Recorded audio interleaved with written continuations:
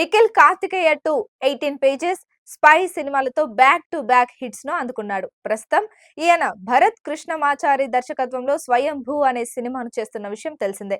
ఈ సినిమాను భారీ బడ్జెట్ తో ఠాకూర్ మధు నిర్వహిస్తున్నాడు. కొన్ని కారణాల వల్ల ఆలస్యంగా సాగుతున్న స్వయంభూ సినిమా షూటింగ్ ప్రస్తుతం మారేడుమిల్లి ప్రాంతంలో జరుగుతోంది. అటవీ ప్రాంతంకు సంబంధించిన షూటింగ్ ను నిర్వహిస్తున్నారు అంటూ యూనిట్ సభ్యుల ద్వారా సమాచారం అందుతోంది. నిఖిల్ తో పాటు ఇతర చిత్ర యూనిట్ సభ్యులు ఈ షెడ్యూల్లో పాల్గొంటున్నారట. ఈ షెడ్యూల్ కోసం ప్రత్యేకంగా భారీ సెట్ నిర్మాణం జరిగిందట.